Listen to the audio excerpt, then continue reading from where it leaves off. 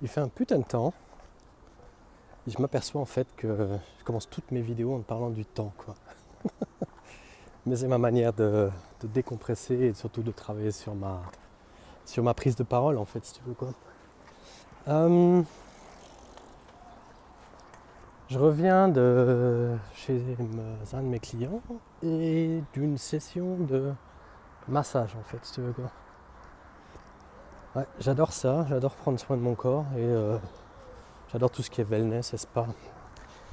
Et voilà quoi, je suis un peu. Ce qui est marrant, tu vois, c'est que quand je fais ce genre de choses, j'ai parfois l'impression d'être un peu high, tu vois, d'être un peu comme si j'avais fumé quelque chose, tu vois.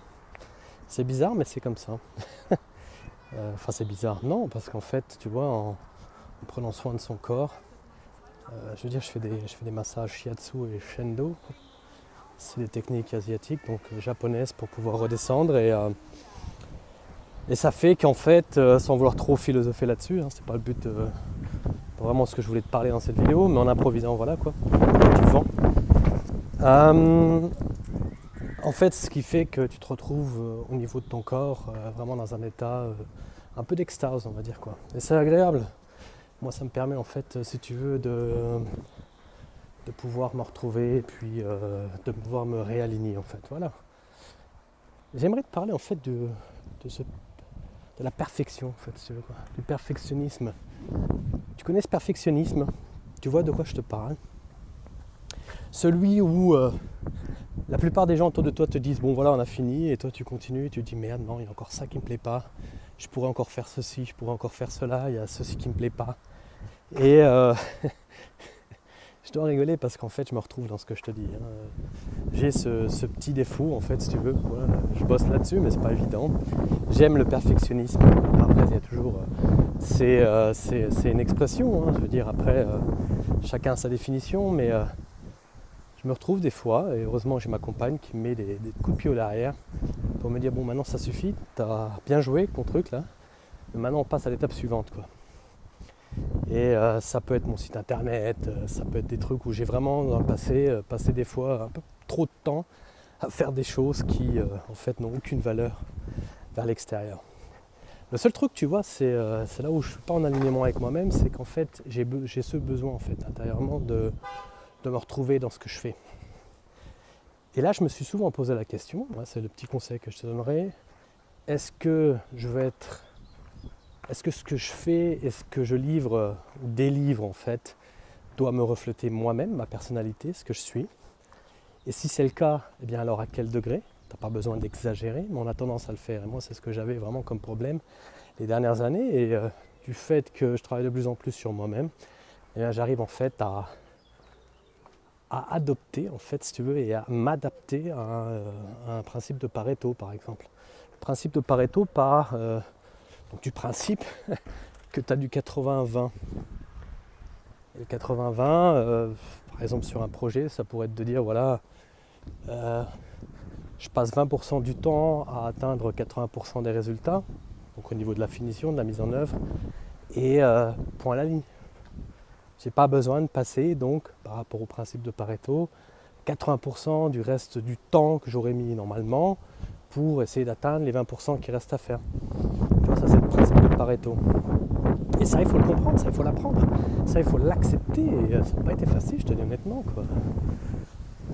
J'en ai passé des fois des moments à me dire putain, mais t'es bon à rien, quoi. Et aussi bête que ça peut paraître, tu vois, tu te retrouves des fois à. Comment te dirais-je, quoi? Tu te retrouves des fois en fait à faire des trucs où tu te dis merde, putain, mais comment tu fais? Pourquoi tu fais ça?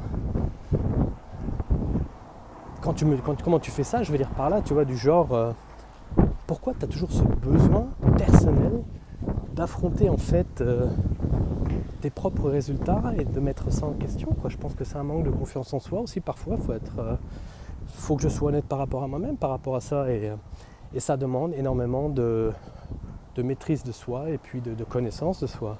Ce qui m'aide par rapport à ça, c'est d'écouter mon cœur en fait. Là, un petit coucou à Maud, parce que c'était vraiment un grand conseil de sa part, de vraiment de demander tout simplement, de ressentir ce qui se passe là, au niveau de mon cœur, et puis pouvoir m'en servir pour savoir si j'ai besoin donc de retravailler ce que j'ai déjà délivré comme résultat. il est bien clair que j'ai ce besoin en fait de rester derrière ce que je fais, quoi.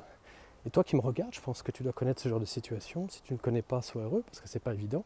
Il se pourrait bien par contre d'un autre côté que tu appartiennes à ceux qui ne délivrent pas la qualité nécessaire, mais tu sais, entre celui qui ne délivre pas la qualité nécessaire et celui qui essaie d'en faire trop, je crois qu'on est au même niveau, quoi. On n'avance pas. Et on est dans un monde de faiseurs, tu vois. Un monde de faiseurs, ça veut dire que tu dois être rapide, tu dois réagir, tu dois même agir, donc être un proactif pour ne pas devoir réagir, être à la fin de la file, en fait, si tu veux, quoi.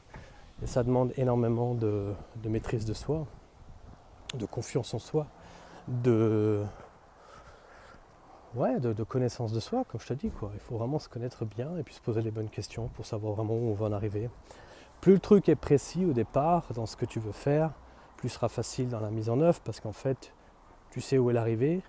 Et c'est sûr que si tu mets la barre à 3 mètres et qu'en fait, là j'ai mon sac qui glisse, tu mets la barre à 3 mètres et qu'en fait, tu es à 2 mètres, ben, il va te dire, bah ouais, bah, il reste 1 mètre et ben j'arrête pas. Mais qui te dit que les 2 mètres vont pas suffire pour le marché, quoi, tu vois, si tu fais un produit par exemple. Mais là, dans la production de produits, c'est pas compliqué. Moi, je te parle du MVP ou alors du MVS. Je te parle du Minimum Viable Product or Service. C'est pour ça que je te dis MVP, MVS. Mais en général, on parle de ce MVO, ce qui est en fait, si tu veux, pour une offre, le Minimum Viable Offer. Donc, une offre minimum viable. Ça veut dire quoi? Ça veut dire que tu as un produit qui a atteint un niveau minimum viable, c'est-à-dire, comme tu l'entends, qui est capable de survivre sur le marché, mais qui a vraiment le minimum de fonctions, mais qui est capable de vivre et de pouvoir donc faire son entrée sur le marché, donc faire un test, en fait, si tu veux, quoi. Et c'est ce que j'adopte et update et conseille donc au niveau de mes clients, de ne pas se prendre la tête pendant des heures et de devenir le perfectionniste qu'on aimerait bien devenir, parce qu'en fait, c'est complètement faux. Il faut savoir, si tu n'es pas le plus rapide, tu ne résisteras pas sur le marché, surtout avec la concurrence internationale. Quand tu réfléchis en fait que les Asiatiques, les Chinois par exemple, ils prennent 1 an pour faire un pont, ou nous en Europe on prend 10 ans, et en fait on est capable de produire en 1 an, mais tu as 9 ans de problèmes administratifs à régler, et ça c'est un truc qu'on s'est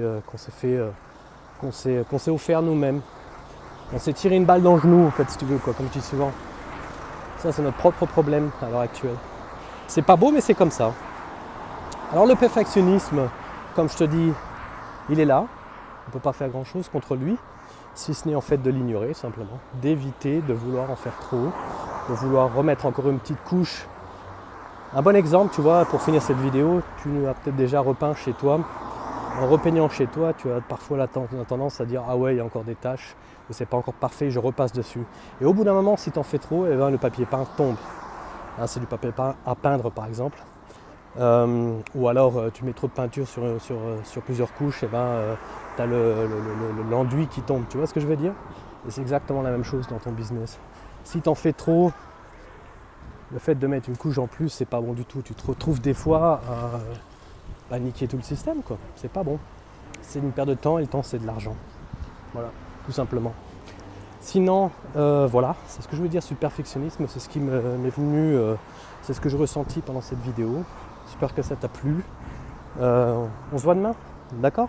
Et puis n'hésite pas à me laisser des commentaires si tu as des questions ou alors des remarques. Ciao, c'était Michael Pinto.